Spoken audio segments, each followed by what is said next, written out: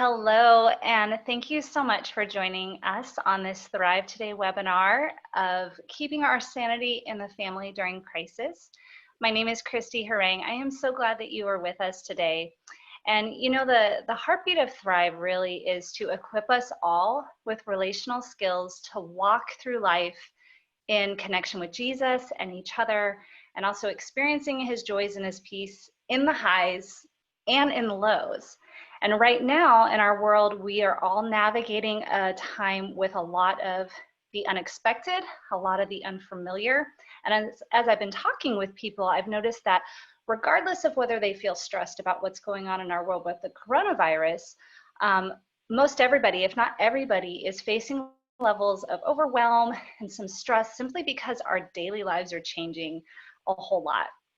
And so we wanted to put this webinar together, especially for like parents and moms and caregivers who have extra demands on us with school shut down, kids at home, social distancing mandates, and really, first of all, just validate that what we're going through is not a small thing. And if you're feeling stressed or a little bit snippy, that's a really understandable thing. And we want to be able to come together and just bring encouragement that we're not alone in that, as well as talk through some ways that we can just build positive atmospheres in our home, navigate and bounce back when things don't go well, and stay connected to Jesus and each other through it all. So we have a panelist of a few of us moms, myself included, that are going to be talking about these things today. First of all, I want to introduce to you Jen Coursey. Jen and her husband, Chris, are the founders of Thrive Today. And Jen is a mom of 2 boys and has a passion for sharing these relational skills that we're going to be talking about in her family and then getting those out to fellow moms. She largely does that through a blog that she does at THRIVetoday.org, which we'll talk about in a little bit. But what I love about Jen is that she shares with so much authenticity and vulnerability. So Jen, thank you for being with us today. Thank you, Christy. It's fun to be here. I'm really excited to be with you all. We also have Lisa Bates with us, and Lisa is a pastor. She's a mom of 3 kiddos, and I just love Lisa's heart to get the skills that Thrive Today teaches into her church community, and she's implementing these into her church family, into her family at home. And even just the other day, I was talking with her on the heels of her helping a kid process through a hard day at school and just how she was using these skills to love on our kids. So we're really blessed to have Lisa with us. Lisa, thanks for being here. Yes, thank you for having me. I feel honored and excited to join you. Awesome. So we're going to start our discussion in a second. I want to mention 2 quick things for you. First of all, if you're not a mom or parent, you don't have kids at home, please stay with us, because what we're going to be talking about, I think, will be encouraging and helpful for all of us, no matter where we're at in this time. Also, we really want to get these things we're going to be talking about out to people. I think a lot of people might even be feeling stressed and they're not verbalizing it. And we want to let people know they're not alone. We want to encourage them. So you could help us get the word out by taking the registration link that you use to register and just email that out to friends, put it on your social media, and just share this with people in your spheres. So with that, we are going to start our discussion. And, you know, Jen, you and I were talking the other day just about how we can really care for ourselves in this time, you know, because I think we're feeling a lot overwhelmed, maybe having more responsibility on our shoulders. And yet it can be hard to care for people if we're not taking care of ourselves. So can you talk to us a little bit about some tips for self-care, but also how we can get self-care in when we probably have less free time on our hands than we did before? Right. Yep. No, that's totally true. I'm noticing that I need a little more self-care than usual, and I'm actually giving myself less windows of time unless I'm super intentional about finding that time. So self-care, I mean, whether it's your kids are napping or they're taking a quiet time in their rooms every afternoon. My boys they're 8 and 10, so they're a little older. but they take a reading time and they have a set timer, 30 minutes of reading, and then they get to have free play in their rooms for another 30 to 45 minutes. And that's just time that they each have their own quiet, because it's important for me to have quiet for self-care, but I also know it's important for them to have that quiet time and that separate time away from everybody else, and just, we're all in the house together. So how can they have a break even from each other? I'm having to give myself permission to get less done. I'm pulling frozen things out of the freezer for meals a lot of nights. We are going to bed a little later. I haven't been watching TV in the evening. I'm just like, I haven't had a lot of time for things, but I found myself for a while trying to work during those times when they were in their room. And I'm giving myself permission to take that time just for me, for some quiet, for a journaling, for connecting with Jesus.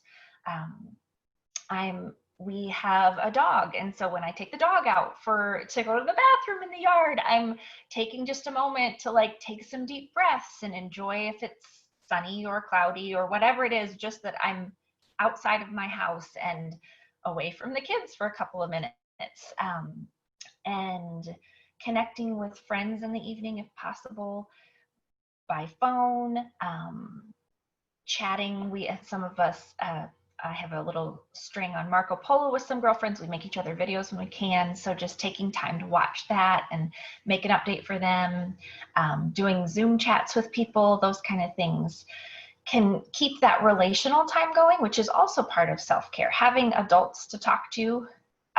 Obviously your spouse is one of those adults, but we need people outside of just our spouse to talk to, but we're not allowed to leave our house, at least right now. So just finding creative ways to connect with people, to take a few deep breaths. And really one of the biggest self-care things I think we can do is to give ourselves grace when we fail, because it is going to happen a lot, and probably a lot more frequently than you're used to, because life just got turned on its head and you're trying to do more with less. And so you're stretched thinner. And I notice I'm a lot more snappy with my boys, which I don't appreciate or enjoy, and they don't either. But it's just a reality. So how can we give ourselves grace in that? How can we recover and repair? That is good stuff. Thank you, Jen. Yeah, you inspired me too, even just talking about, because I've been thinking about that, connecting with friends, in creative ways. And that was just one thing that stuck out to me, but that's all fabulous. Thank you so much. So Lisa, how about you? What are some self-care tips, thoughts that you have?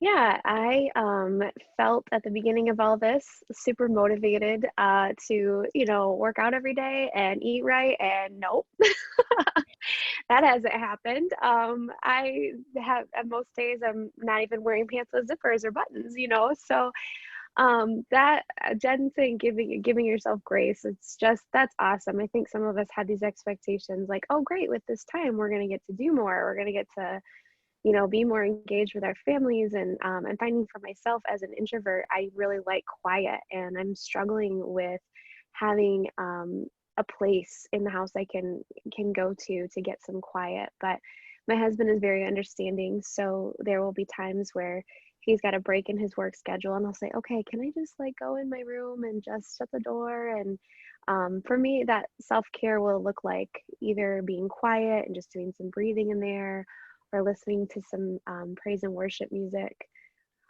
I also really enjoy reading, so trying to make it a habit of I would like to read, this book within these next few weeks. At first I was, ambitious and thought it was going to be a book a week, and that's not happening either. But that has helped too, setting a goal of some sort, some small goal that can be, maybe every day I can try to read 20 minutes. I can fit that in somewhere, and that just speaks to me and gives me life if I'm reading. So that's one of those things too. Or sneaking away with the dog and walking the dog for a few minutes by myself. But yeah, just looking for those little things that fill you up and trying to sprinkle them in your day, rather than trying to think, okay, I have to carve out, I'm used to getting 8 hours of time to myself. We're not getting that right now, but we can certainly get an hour here, 30 minutes here, 20 minutes here to do those things. That's so good. I love hearing from both of you this sense of like just kind of shifting our expectations, and really releasing so much grace on ourselves. And I know for me, a huge thing is just acknowledging that I'm feeling a little bit more overwhelmed and stressed, because it'd be easy for me in the past. I've noticed, we also have a puppy. So all three of us here have puppies. We have a puppy. We have 4 kids at home. My husband and I work at home. We have a renter, a cat, and I just tend to get overstimulated. And so for me, a big thing is just acknowledging, okay, I'm feeling overwhelmed. I'm feeling some stress. It's not as easy to make dinner with people jabbering all around. I'm noticing myself a little bit short. So just being able to like acknowledge that is really helpful for me, and communicate that to my kids, to my family, like mommy's feeling a little bit more stressed. I'm sorry that I'm more on edge. And modeling to them, me giving myself grace. I'm modeling to them what that looks like. But I've also found, like you were saying, Lisa, with just sprinkling little things, like I'm having a hard time finding those quiet moments. So finding whenever I can grab it, like yesterday I was making dinner and there was like this moment where no one was around and it was quiet, and I've had this worship song floating in my head, and I just was like started singing and worshiping the Lord in the kitchen for just like a minute. And I just had this small but amazing connection with God, and I felt him like just fill me up and encourage me. And so it's like even taking those little tiny bite-sized moments to get filled up. And then I've found myself like a couple times like crying just because I'm feeling overwhelmed. It's not because I'm super stressed about our world, but I'm just feeling overwhelmed, and just letting myself cry when I feel like I need to. And my husband will come in and I'm just asking him for more hugs. Like, can we just hug right now? And just letting him hold me, and just quieting together and breathing, or taking those moments with the kids just for a moment, just to look at them and smile and connect. All those little things are really helping me, I think, care for myself in the middle of all this. So grace, grace, grace. Yes. And actually I had another thought as we were talking. Yeah. I'm realizing another thing that we're doing in our family is self-care can also be done to sometimes as a group. So we can like over dinner, we talk about things we appreciate or highlights from our day, things like that. Or before bed, sometimes Chris and I will talk about something we appreciate, or even if we don't do it with each other, I'll just take a couple of minutes as I'm drifting off to sleep to thank God for a few things from my day. And again, just those little snatches of time. It doesn't have to be a lot, but a little bit can go a long way. And we kind of have to make the most with a little bit right now, as opposed to what we might have been used to before, where especially if we have school age kids, or all of our kids were school age and they were out of the house, we had those hours on end to work and still have a little bit of time for ourselves or whatever we were doing with that time. And now it just looks different. No, it's really good. Like we kind of have to adapt and shift and change and take advantage of those little moments. So that's wonderful. So Jen, along the lines of that, we've all kind of mentioned quieting a little bit. I think we've talked about that. I wanted to talk to you about how our brains run, the cycles that our brains run on, and how we can implement that understanding to create rhythms in our family and our days to help our days go smoothly. So our brain is designed to run in rhythms of joy and quiet. So high energy, low energy, high energy, joy, low energy, quiet. And so we need a long period of quiet or a long period of joy. Both of them need to be broken up by the opposite. So that's just how our brains are designed to run. So that's something I've taken into consideration as I've kind of laid out our schedule for the day. And we have a tentative schedule for the day while the kids are home. And again, we give ourselves grace with it. I don't think we've ever actually done it exactly the way that it's laid out any day, but at least we have a target. But it starts with, in the morning, the goal is to take a walk or do something active, and then we do some schoolwork, and then we take a break from schoolwork and we eat and we walk around or play outside a little bit, or and then another quiet activity, and then another higher energy activity, trying to find that balance, especially for our kids who are used to having recess at school and things outside and active. You know, they have a lot of energy to burn off. So I'm trying to be intentional to find ways throughout the day that they can have high energy things and then transition to low energy things too. So just that cycle. That is so good, and it's so helpful. And I love learning from you and how intentional you are about like incorporating these things. It really inspires me. So that's really great. Again, we haven't actually hit the actual schedule any day, but you know what? What do they say? If you aim for nothing, like there's a saying, and I'm gonna mess it up. You're right. I think something like if you aim for nothing, you'll accomplish it. But if you aim for something, you'll accomplish something, or I don't know, something like that. Yeah. But you're right. We're trying to think through that intentionality, and also notice that when the kids are getting on each other's cases in a crazy way, you know, is it because they need some quiet separation, or is it because they need to run off some energy? What have they been doing, and what seems like the next thing that they need? And so just trying to help them survive this, liking each other, and and us survive this, like that we don't drive each other totally insane, or at least we come back from it when we do. Yes, exactly. Lisa, how about you? What are some rhythms that you guys implement in your home? We also do a quiet time. We have since they took naps. They're now 10, 7, and 5, but we still do the 2 hours, still 2 hours in the afternoon of, reading or resting or playing in their rooms by themselves, which is really helpful for just all of us kind of breathing and settling down after lunch. So we've been sort of following a routine again, not that we've ever hit it, just something along the lines of, okay, so around after breakfast time, we'll do a little bit of schoolwork, a little bit of educational games. I'm not super intense on that. I've given myself some grace in that too, that I am not a teacher. I love teachers and you are my heroes, but I am not a teacher. So I'm going to let my kids do some of the educational learning on their own so that I can get a few moments of those quiet moments of self-care.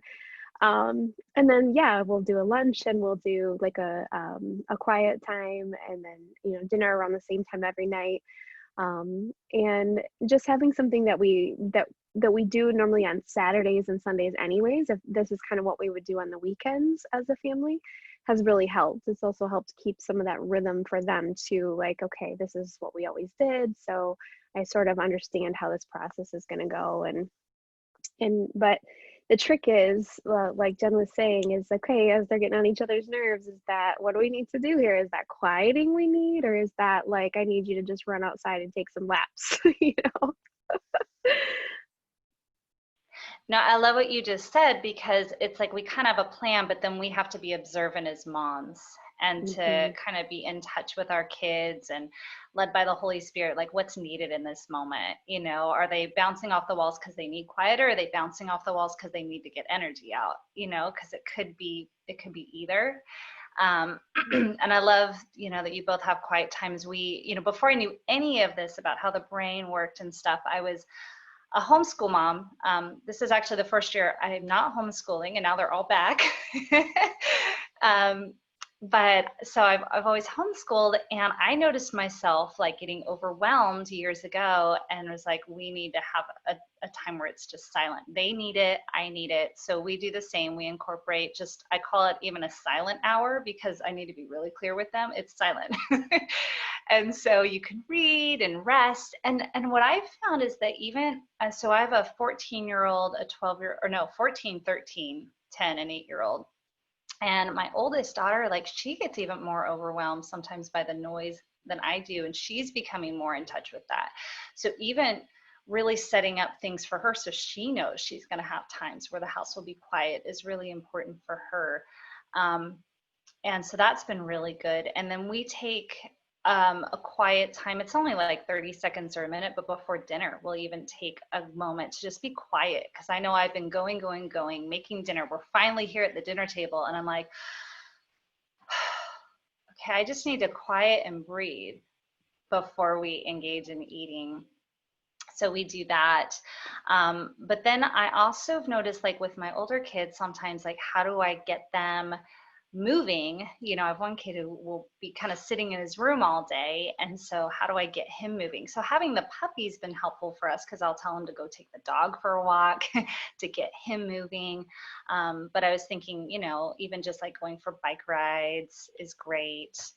Taking walks together. My husband will play football with them to just get some energy out at night, which is really helpful. And then I thought of one other thing that's kind of, I wouldn't think of this as energy relieving, but I think it's really helpful for getting out energy, is helping our kids take responsibility with some of the things we need done around the house. Because first of all, that communicates, hey, we can't do this on our own. We need everybody to pitch in to do their part, but then it gives them something active to do. So, you know, our kids have different nights where they are in charge of dishes, or a kid who's on trash duty or has to clean up the dog poop or something, but that gets them moving and active while participating in the needs of the home. And we do like a chore cleanup on Saturdays. We take a half an hour and everybody has a different chore. We have a little chart up, and so everybody will go and do their chore before we quiet together and like watch a family movie. So those are just some of the things we do, but obviously we're still navigating it because it's a work in process. So yeah. Yeah, I liked one of the things you said, which is that your daughter needs more quiet. So noticing that, it's interesting because the other thing about our brains is that we have a high energy system in our brain and a low energy system in our brain. And while our brain does like to go back and forth between those, most people have one that they're more comfortable in. So one that is their default mode, their tendency towards that. And so people who are lower energy responders need a lot more quiet. And so they might need that space. They might need our help as moms finding that quiet window within the house. And the people our kids who are higher energy responders might need help figuring out how to burn that off. Like, okay, you need 3 extra laps around the house, or we need to find a trampoline somewhere, or we need to, I mean, not, you know, we need to send you to the trampoline, or we need to, whatever it is, finding ways to burn off that energy or to protect that quiet, because our brains actually have a tendency, and it differs by person, as to what we need more of. And at the same time, for that high energy responder, their tendency is to do that high energy thing, but they still need quiet. It just doesn't feel as natural to them. So we have to help them be intentional about it, even though they might be more resistant. And for the lower energy person, doing something high energy, something active, is still important, but is going to, again, meet more resistance. So just in case, you know, if that gives you like a key into your kids a little bit as to why one of them's this way and one of them's that way, and having that lens can help us have grace with them, but also help them come up with a plan for what they need within the house. Oh, I love that. That is so helpful. And even as you're saying that, I think about how I think I put something on Facebook the other day about really studying our kids. Like, we want to study them and learn about them. And so this is a fun opportunity just to study them and learn about what their needs are. And I say learn because when we feel like, okay, there's a curiosity versus a pressure to like, oh my gosh, well, I've got to do this for this kid and this for this kid. And, you know, that can feel overwhelming. But if we approach it as, oh, this is a chance just to learn and explore what they're like and what their needs are, and realize we might fumble and bumble our way through it. That's okay. But it's just a cool opportunity to come to understand them better. Okay, so I have to comment on that too. Really quickly. So I'll let you talk in a minute, I promise. So what you just described, that curiosity, is a good sign that we are in relational mode.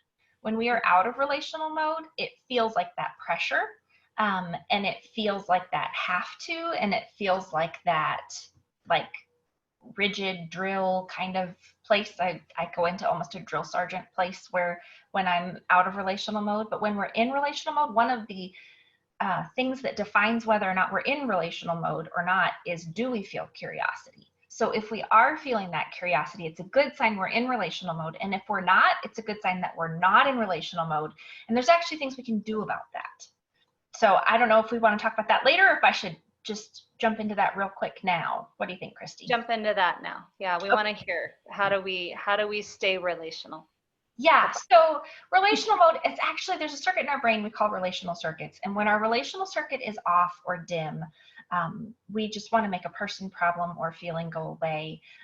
We aren't interested, we don't like somebody we usually like. We don't want to be with somebody we usually like. I know for me, I get rigid and snappy, or my cravings, like it's like, oh, I really want a strawberry Twizzlers right now. I just need a strawberry Twizzlers right now. That's a good sign that my relational circuits are off, because our cravings will get higher. So when we're in relational mode, we see the people around us as resources and allies. And when we fall out of relational mode, they can feel like enemies, burdens, or just like on the other team kind of a thing, like it's us against them. And I mean, your relational circuits, it's not a black or white, on or off fully. It can be dim. It can be kind of in between. They can be fading. They can be coming back on. And one of the best ways to activate relational mode is by thinking of appreciation. Thinking of something we appreciate can help activate that part of our brain that pulls us back into relational mode. Also on YouTube, we have the Shalom My Body. It's a few minutes that Jim Wilder teaches, and there's some different exercises that activate certain, activate things in the body that can help turn your relational circuits on. I won't go into those details now, but you can check that out on YouTube under the Shalom My Body. That's another way to get our relational circuits on. But everything goes better when we can be in relational mode. And even having that language yesterday at lunch, my boys were driving me a little bit nuts. And I was already very overwhelmed, and they were doing things that they knew were annoying on purpose. And I was just like, boys, my relational circuits are off right now. I'm going to work to get them back on, but I am likely to be really snappy right now. So can you please just do what I asked the first time? Because I really don't want to yell at you. And I'm going to work on it so I don't yell at you, because that's my responsibility. But this is not the time to question mommy or not do what I asked the first time, or to be annoying on purpose. Like, this is the time we all need to go take a little bit of quiet. So even having that language for ourselves, but also to interpret for our kids what's going on, and that it's not a new permanent state. It's where I'm at in the moment, and I'm going to pull myself back out of it, and we're going to be able to engage relationally. But right now, mommy's a little bit of a minefield. And so give me a little space so I can get back to myself. That's awesome. Thank you for sharing that. And what you're talking about being in a relational mode and trying to keep ourselves or get back to a relational mode is one of the most helpful things we can do to creating just a positive environment in our homes. I want to ask you, Lisa, if you have some other thoughts of how we can, related to this or other, how we can create positive environments in our family, and then how we can bounce back when things don't go well. Yeah, that's a great question. Just to give you a little bit of background, I had a very small joy center growing up and lived with my relational mode off most of my life. So this is something that I have learned about just in the last few years, and it's something that's still ongoing. But I can see, even in the difference between my 10-year-old and my 5-year-old. With my 10-year-old, I didn't know for the first half of his life what any of this stuff was, versus my 5-year-old, I did. And I can see how much easier it is for her to come back with her relational circuits on, to be able to be in relational mode. How quick she is to pick up on other people not being in relational mode. And I know that some of that is who she is, but also just wanted to encourage people that this is something that you can pick up on and start doing today. It doesn't have to be one of those things that, like, oh, I didn't know about this, so now that my kids are all grown, I can't do this. No, you can start at any point, and my 10-year-old is coming a lot further in his relational mode, being on and being aware of that. So the positive thing for us is just actually trying to stay in relational mode. I mean, we are that family that like good days are when my kids are getting along and we're not all at each other's throats. And so one of the things we're trying to do is I actually got this idea from Jen. We have a little decal tree in the corner of our house, and on the leaves we've written some things we're grateful for. So when my kids are going into that fighting zone, that place that they're not relationally connecting, I'll either ask them to go stand over by the tree and do some read what's on the tree. Or another method we've used that I really like is they have to say 3 things they like about the sibling they're fighting with. That's been funny because you can see them like struggling at first with, I don't like this person.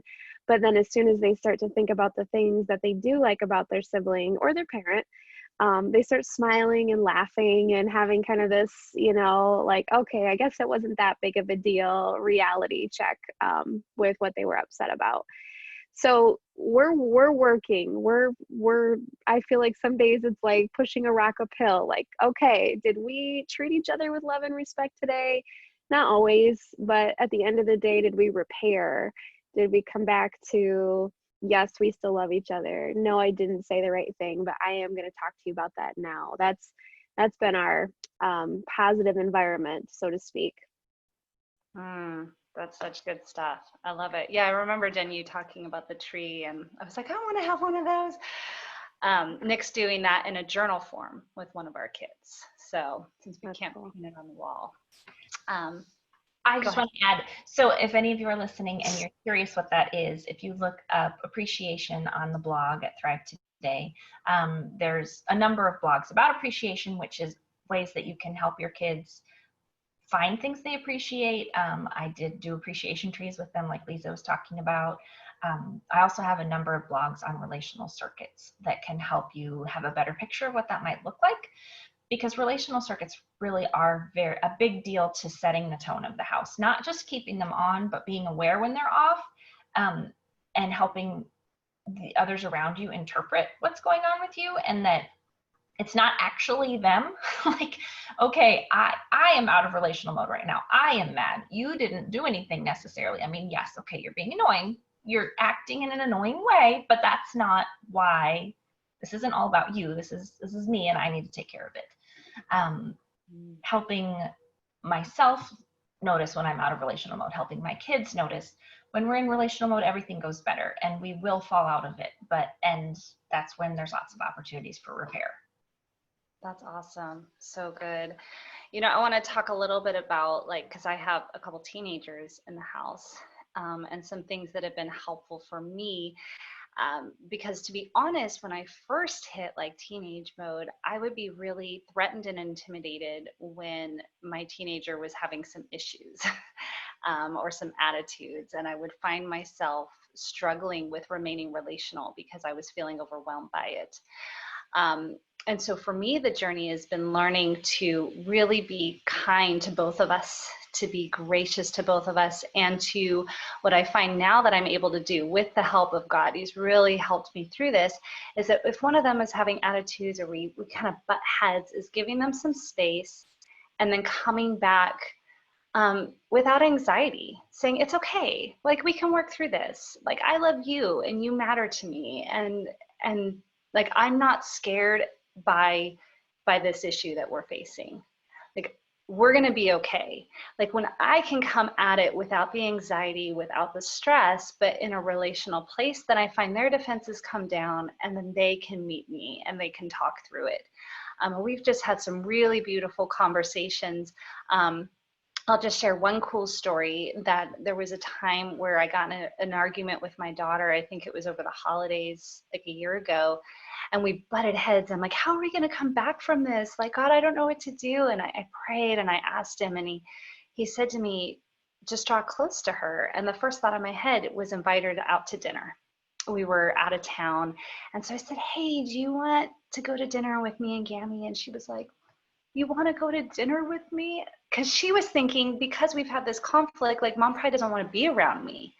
And see, they're still facing their insecurities. And what we want to keep reassuring our kids is we want to be around you when you're having a great day and when you're having a crummy day.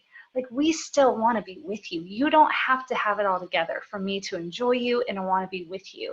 And when I was able to say, like, I still want to be with you, I want to go to dinner with you, like, all the defenses were broken down. There was such a beautiful repair.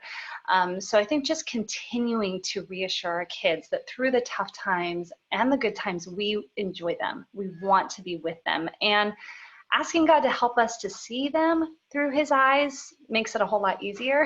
We need to continue to appreciate them, to see them the way he designed them to be, not in the moments of, being snippy and hard to get along. So just some thoughts on that. So let's talk about that, because I started talking about connecting with God, seeing things the way he sees it. I know, Jen, one of the things you talk about so much that's beautiful is helping our kids connect with Jesus. And that's such a beautiful piece when it comes to repairing the hard moments. Can you talk to us about how that looks, how you implement that in your home? We implement it in a lot of ways, honestly. So one of the things that we've started doing recently is we got, again, my kids are 8 and 10, so they're old enough to write things out. And so you could do it differently with younger kids, but it's kind of like a gratitude journal. So after dinner, a lot of nights, we'll just take 5-10 minutes and we'll each do an interactive gratitude with Jesus. So we'll just tell Jesus what we're thankful for. We'll write it out. And then we'll just listen for a minute and write down the thoughts that come to our mind. We won't filter through them. There may be thoughts that are not from Jesus. They might just be from our own mind, and we sort of help our kids sort through those after the fact. But we just kind of write what comes to our mind and give Jesus an opportunity to speak to us through the thoughts in our mind or through pictures and that kind of a thing. And it's neat because in those times, we're connecting with him. In the good times, there's nothing wrong. There's nothing bad going on. We're just connecting with him because we want to. And it's neat to see the rapport that the kids build and feeling like he's there with them and that he likes to be with them. So then it's a lot easier when things are rough and things go wrong to bring Jesus into it, like when they're scared at night or when they've been fighting with their brother and they've said some really cruel things, and like talking to Jesus about how he feels about that and listening to what thoughts Jesus has for them. And one of the keys in interacting with Jesus is that we do want to start with that place of appreciation. We want to start with a place of something we appreciate, or even better yet, if there's a time that we're aware that Jesus felt like he was near us, that's an even better place to help warm our brains up to be able to receive from him. And I'm not saying receive from him in the sense of new revelational truth that we're supposed to like put into the Holy Scriptures. We're just talking about, Jesus still talks to us. And so what might he want me to know? What picture might he want me to have? How might he want to influence my feelings right now? With one of my sons was feeling scared at night. He was scared just every night for months. And we would pray. And we trying to listen to what God wanted him to hear. And so, he would say, Jesus, do you want me to be afraid? Or Jesus, should I be afraid? And he would hear no. And then he finally told me, he's like, Mommy, I don't know if I'm saying no or Jesus is saying no, because I don't feel any more peaceful. And I wrote a blog about that too. You can find that on the website. But then we just focused on the feeling, like what does it feel like when Jesus is near? And that changed things for him, really. I could see his body relax when he said, okay, Jesus, help remind us of a time you've been near. And what does it feel like to have you near? And at one point he said, it's kind of like snuggling my favorite blanket and you at the same time, only a little better. And then every night after that, we had that to go back to, and we could say, okay, well, let's remember how it felt last night when Jesus was with us. How did that feel? And then we almost didn't need to go on past that most nights to what he was afraid of. It was just his whole countenance relaxed, and he just kind of snuggled into his bed as if he was snuggling into Jesus, and he'd be asleep within a few minutes. So there's so many applications to that, teaching our kids that Jesus is a resource and he likes to be with them, and to listen to him and expect that he's going to have something to share with us, whether it's in our thoughts or feelings or a picture. And I would encourage you sometimes, with one of our sons especially, some of the things he'll report, I will say, yeah, I'm not so sure that's Jesus, so let's check in with him. And then I'll say, okay, ask Jesus what he wants you to know about that. Does he have anything more? And half the time it's not really Jesus, it's just his own thought. But the other half of the time, it's really a neat, creative thing. One point I'd asked him, where's Jesus while we're doing this activity? And he said, sitting on my head. And I was like, sitting on your head. Okay, I think you're being silly right now, but what does that mean? And he said, well, it means Jesus is sitting. He's like all around me. His legs are draped in front of my face and he's surrounding me and protecting me. And I was like, okay, that thought really is from Jesus. I wasn't given that one validity at first without that explanation. Which also makes it really important for us to tune in and listen to what Jesus wants us to hear, and be aware so that we can be using that discernment as we walk our kids through that process. That's so good. Really good stuff, Jen. Thank you. How about you, Lisa? What does that look like for you in your home, helping your kids connect with Jesus? Yeah, so I have learned so much from Jen and used very similar techniques. We haven't done the journaling, but I do at night as we're settling down for bedtime, try to help them think of what they appreciated about that day and where was Jesus when they were in that moment during the day. And one cool story, I have a good friend of mine who she felt the Holy Spirit prompt her to get a card, and she loves to send cards to people, and she thought it was for me. So she went to the store and was picking out a card for me, and then she heard Holy Spirit tell her, no, it's for London, my 10-year-old. And so she wrote him this letter inside of it, and it was just this card about being awesome. And she brought it to church, and it turned out that he and I had stayed home that morning because he was not having a very good day. So she brought it to church, and my husband brought it home for him, and he opened it up, and he goes, what's this for? He read it, and he's like, but what's this for? And I said, well, what does it say? And he's like, well, she said that Jesus told her I needed this. And he's like, but how did Jesus tell her that? Like, I said, because Jesus knew you needed that encouragement and she loves you. And he was like, Jesus is real. And it just it made my heart so happy. So I think part of this too is also, how do we teach our kids to listen to Holy Spirit's promptings and encourage each other's kids? It takes a village. One of the things we did the other day was, after we had a little church service Sunday morning, we sat down and wrote some notes and sent them out in the mail to our family and friends. And that's one of those things where I think we get to take what Jesus has given us and then share it and teach our kids, how do we tangibly send this out amongst others? And for my son to receive that gift from Jesus, did my heart so good. And when he has moments of upset or doubt or frustration, I bring him back to that. He has that card next to his bed. I said, keep this here. Put it in your Bible if you want, and bookmark it. Use it as a bookmark, because this is proof. This is not a coincidence. So I think for us, it's just really looking for those tangible things. I love that Jen was talking about, what does Jesus feel like? That's such a good exercise to do with kids. Yeah. That's so good. I want to chime in a little bit on, if you have kids that are maybe resistant to that. We're kind of split. We have 2 kids who are younger. Really, it's easy to do these things with them. They love it. They hear easily.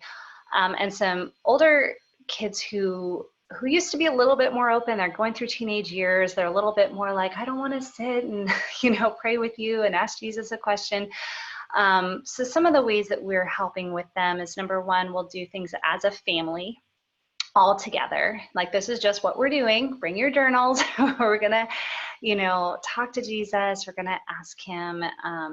And so it just feels a little easier, I think, for them than sometimes if we're one-on-one with them, do you want to pray and ask Jesus about that? We'll do it as a family, but also really modeling. Like, we just continue to model how we are talking to Jesus, how we are bringing our cares to him, how we are hearing for him. So they constantly have a model in front of them of how to do it, and just encouraging them to do it on their own, so that they have what they need to do it. And those are just a couple things you can do if you're finding, you know, kids in a season of resistance, or kids who are unfamiliar with it, who maybe need a little help getting there. Well, oh, Jen, did you want to say one more thing? That's really helpful, because not all of our kids are going to be open, especially as they get older.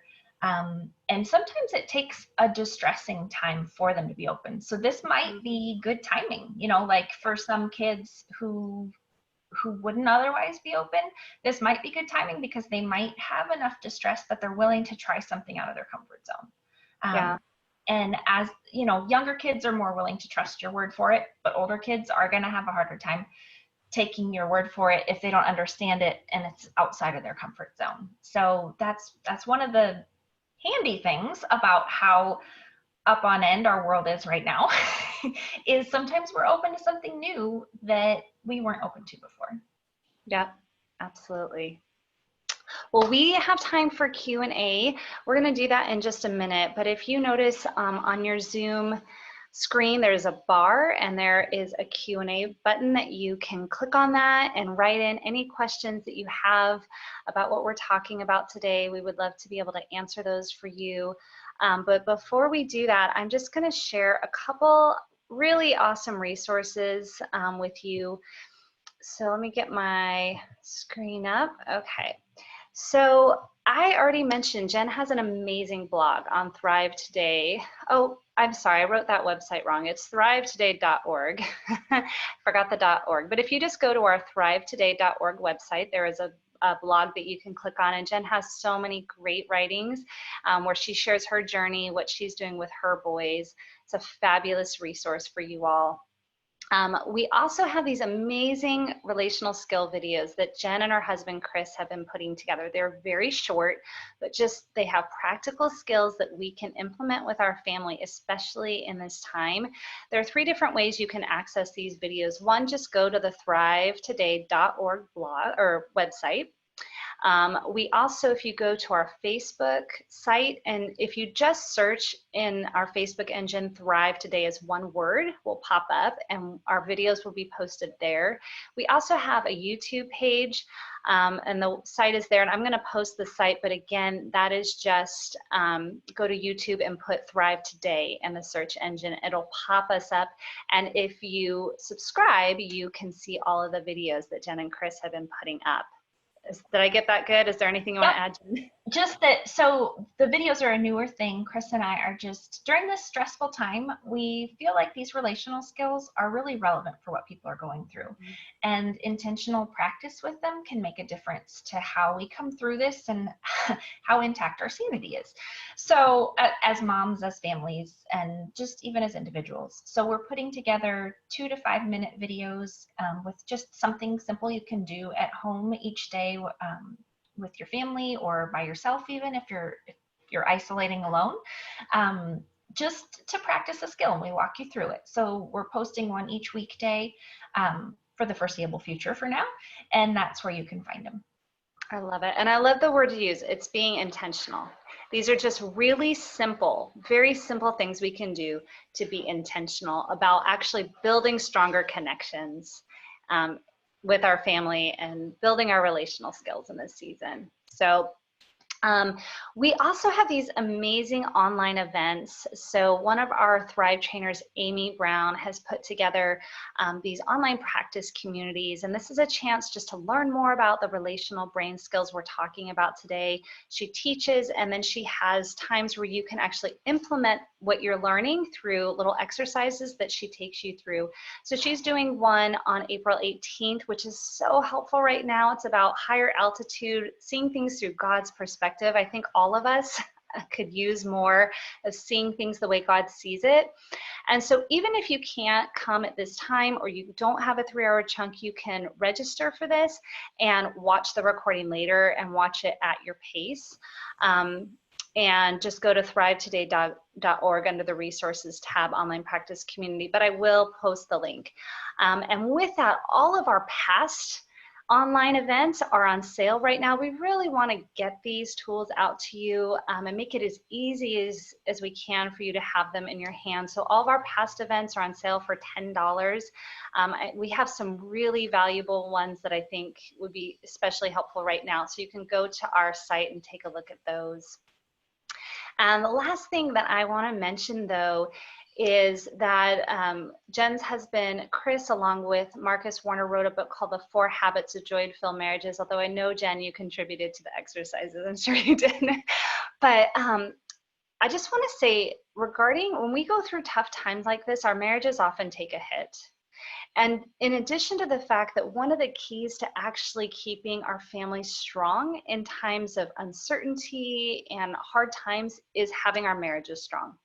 This is a really great time to invest in our marriages. And so this book, I love it. It's short, it's easy to read. It has exercises attached with every chapter, as well as an appendix with more exercises. So it's very practical.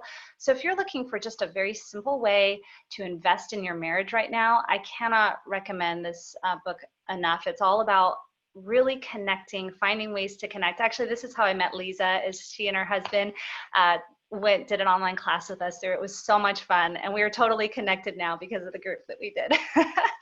So let me see here.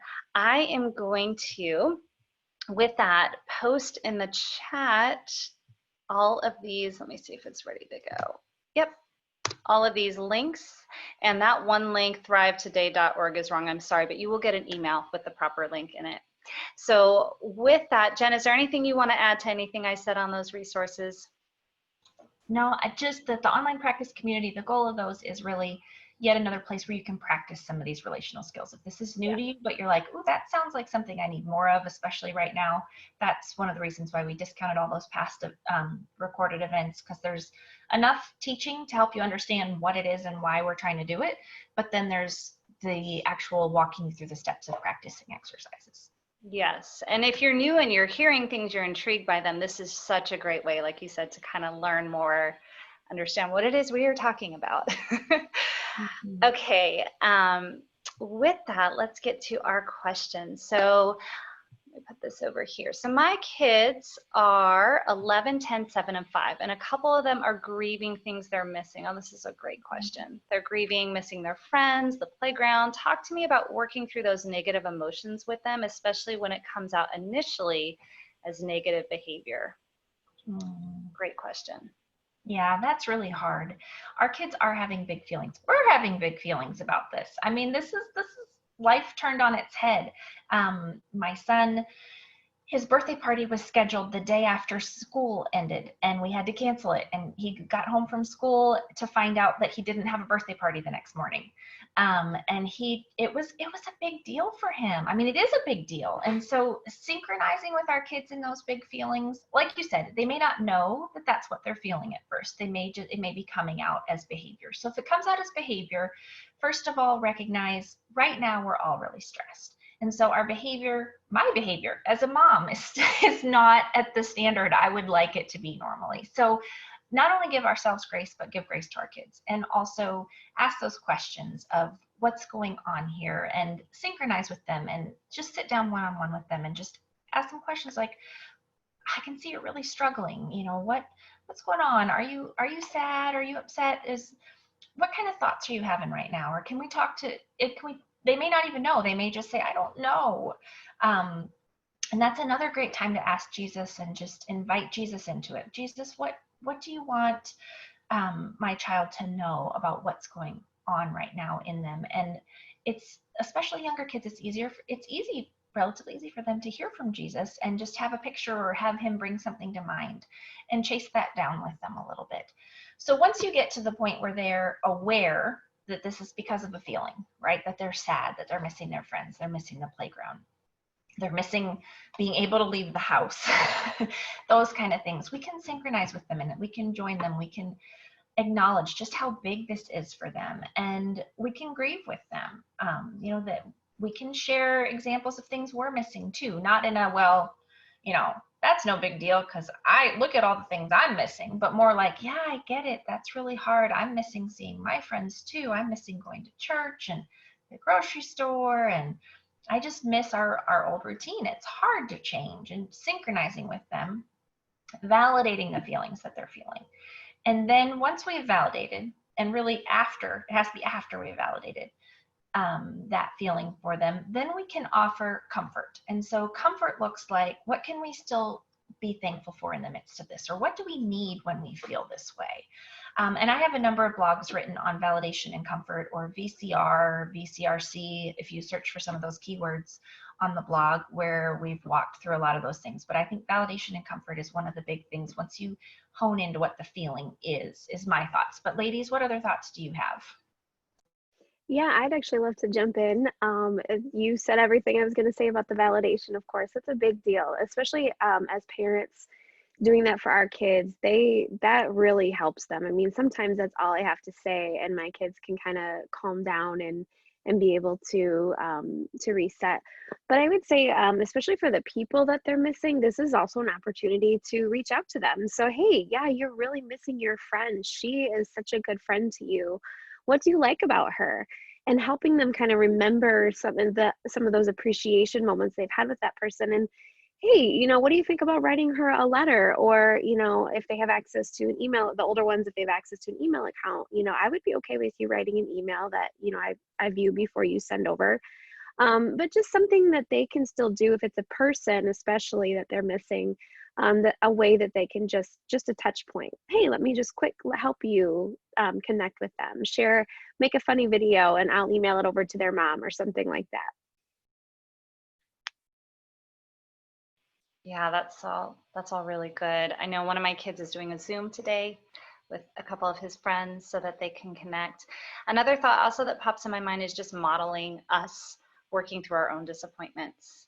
That when we're feeling, first we want to validate them. We don't want to take over of how we're feeling, but just as we're feeling disappointments or as we're working through things, to model with them how we're doing that, so we help give them an example of how we're processing through our own disappointments. And when you ask about when it comes out as negative behavior, I think it depends on how bad that negative behavior is. But I mean, first, obviously, we want to deal with what's going on in their heart, and then we can help model for them what it looks like to walk through those emotions in a positive way versus a negative way. But if my kids' behavior is so bad, we'll do some quieting, and say, okay, maybe we need to take a break and we can come back and talk about this, when you are a little bit calmer, just depending on what the behavior looks like. But there's a follow-up question, and this is a really great question too. Why do my kids have a harder time with me as the teacher? How can we have grace for each other? Yes. Yes. My blog last week was how spelling words turned into my son. The spelling word enemy turned into my son writing "mommy is my enemy" with a broken heart on his whiteboard, because that's how big our feelings got over mommy being the teacher. And I have to commend you for that. Sorry to interrupt, but I was like, wow, Jen, way to show strength, God's strength in your weakness, because that is, woo, that's a lot to put online. So thank you for sharing that. That was really a big deal. Well, we were talking about grieving things changing, and in truth, they're grieving not having their teachers. They're grieving that routine. They're grieving the school place. My kids were grieving or /upset /resistant to the fact that home wasn't just a place for fun. Home now had to be a place where school happened and where we had rigid routine, not rigid routines, but okay, we actually have to accomplish things. Usually when they're home, it's the weekend or the summer and they don't have schoolwork. So they have this routine and this expectation of how things are going to go at school, and hopefully a bond with their teacher and just this rhythm of how it's supposed to be at school. And now they don't have that at home. And so there's more bucking the system and more questioning things because we haven't established our own routine. And I noticed the first week it was a lot harder than this week because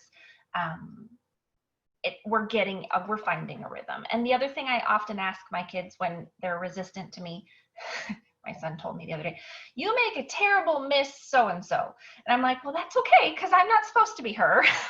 Like, I'm me. I'm not going to be her. And we just have to have grace for each other, right? But it's getting easier. And I also say, can you give me the same respect you'd give your teacher? Can you do this the way you know your teacher would expect you to? Like, what would she expect in terms of the quality of the work you're doing right now? Would she accept what you just gave me, or would she ask you to do it differently? And trying to help them think that through a little bit. Those are my thoughts. But ladies, what else are you experiencing?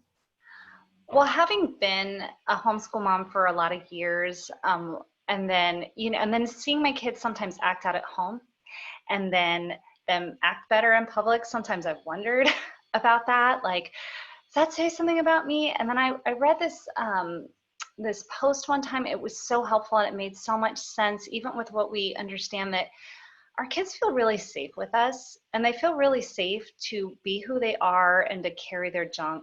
At least they should feel safe. And so a lot of times we just see more behavior stuff at home because they're testing out the boundaries and they're finding out what they can get away with. And we are a safe place to experiment with. And when they go outside of the home, that's not as safe as an environment to experiment the boundaries. They kind of figure those boundaries out at home, and then they try to stick to them outside of the home. And so I think part of it is saying, well, this is great that we can work this out, and to not feel threatened by it. This is an opportunity for us to, as you say, have grace with each other, to say, I'm going to give you grace as you kind of wrestle through what the boundaries are with me. And I'm going to ask for you to give me grace as I learn what in the heck I'm doing, trying to teach you. And just say that's really normal. And I think when we start realizing, like, okay, it's normal for our kids to test the boundaries with us. They feel safe with us, so they're going to push and see how far can I go. Then we're able to be like, okay, this is normal. I don't have to be totally threatened by this. I can approach it without anxiety, and then we can work through it. That's really helpful for me. So. Yeah, I like that. That's a good point. Yeah, I think you guys both made excellent points, and I just real quick just want to add, email the teacher. Like, yes. Tell the woman how great she is, or the guy. I mean, this is another great thing. I know they miss our kids too. I get emails constantly like, oh, I miss your kiddos. And one teacher, my youngest, her teacher's actually done some YouTube videos and then uploaded them and sent us the link. And so she wants to do that back. But this is another, again, just an opportunity like to give yourself some grace, but then also really pour it back out to those who are putting up with their kids on a regular basis in a normal routine. Yeah, that's so good. Mm-hmm. Well, we need to wrap up, but I want to touch on this point just before we leave, ladies, because we were bantering about this a little bit before we went live, of just, I don't know, giving permission to have life not look perfect right now, and the messes, because I think part of it is when we realize it's okay. It's okay to struggle. It's okay. I was saying I had a meeting last week with a bunch of church leaders, and we were sharing, and everybody was in faith and sharing these beautiful things. And then I did a small group like a couple hours later, and some of the same people were in it. And as we gave just really room and permission to share a little deeper, people had feelings of overwhelm and stress that they didn't share in the other group, just because there was a little bit more freedom here. And so we just want to communicate freedom to be honest about things being messy, and for us to all say it's okay. I think when we know we're not in it on our own, when we know it's going to be a little messy and that it's okay that it's a little messy, sometimes just that kind of helps diffuse the situation a little bit so we can attack it with peace and calm versus stress and anxiety. Is there anything else you guys wanted to add along that point? Because I thought it was really important that we communicate that. Yeah, I wanted to add too, I was talking with a mom yesterday about how she feels like she's just kind of failing at things in her house and with her kids. And I pointed out to her, your kids are used to having other input than you. Our kids are designed to not be raised by one person or a family, but I mean like husband and wife, but a community. And right now we're all, not all, many people are on lockdown, and we're supposed to stay in our house and not interact with our community. And so their teachers, their grandma and grandpa, their uncle, their babysitter, their whoever that usually pours joy into them, They don't have that right now. And so they're looking to us for all of it. And so give yourself grace, because that's overwhelming for you, and give them grace, because that's overwhelming to them, because they're used to having many people, you know, pouring into them, and now they just have you. And that's great. You are enough, but you're not enough. You know, you're not supposed to be able to do it all. You're enough for what you need to be, but God designed us to have communities pouring into our kids. And so if you don't have it all, that's okay. Give yourself grace. And if you don't have it all, give your kids grace and help them acknowledge that, you know, it's really sad that grandma and grandpa aren't involved right now. Or I know you missed your teacher and your friends and those kind of things, because they're used to a lot of sources of joy and not just us. Yeah, and I will just add to that Jesus is with you even when it doesn't feel like it.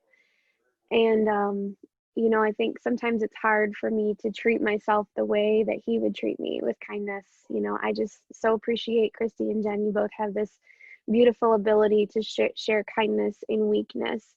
And we need to do that for each other and for our kids, but also for ourselves. And I think that's where I really struggle personally, is like, I should be able to do more. I should be more. I should, you know, and um, Jen, you saying like, you know, that you're enough, but you're not enough. I was like, yes, because we're not meant to be Jesus. You know, we're meant to show Jesus, but we're not meant to replace him. And so we really need to focus on, and I'm speaking to myself here, just filling up on him first and really letting ourselves feel him and perceive his presence and be with him before we try to do for our kids. Because if when we try to do, we know when we try to do out of what we don't have, you know, it fails and crashes and burns. But when we can be with them and be glad to be with them out of his fullness and his kindness, it's so much easier. It just flows. Like Christy said, it's the natural curiosity. Like, I get to learn about my kids today. But then doing that for ourselves too. Like, how can I be curious about me? Like, why am I feeling this way? Who do I need? What do I need to be able to get my relational mode back on? And having grace and kindness for ourselves too. That is so beautiful. And I love what you said. We are meant to show Jesus, not be, not be him. It's beautiful. And the last thing I will add to that is I just want to give permission. You know, I have a lot of friends, even with college age kids at home, they're so excited to have them back. I'm loving the fact I get to interact with my kids. I want to say it is okay to be blessed to have our kids at home and to enjoy them, and to also be stressed out and and to struggle through it. Like, they don't have to be mutually exclusive. We can experience both things at the same time, and that's okay. So just encourage you not to allow, you know, sometimes we can allow that guilt to creep in, like, oh, I should love my kids, I shouldn't be struggling with this. It's okay. It's really a normal thing that we're processing through. So I hope that this is, sorry, my cat is like hissing at my dog outside the window right now, if you heard cat hissing as we end. But I just want to thank you for being with us. I hope that you find some encouragement in this, just a breath of fresh air, knowing that you are not in this on your own. We are together, and we are better when we can link arms together, support each other. Please spread the word, pass this webinar off to friends to encourage them, and just to continue to be in touch with us. Let us know how we can support and encourage you in this season. So with that, Jen and Lisa, you're amazing. I'm so blessed that we had this time together. Thank you so much for being here. Thank you, Christy, for hosting us. Yes, thank you, Christy. I enjoyed it. It's great. All right, well, you have a wonderful day. We pray God's blessing on you and your families, and we will hopefully talk to you soon. Bye.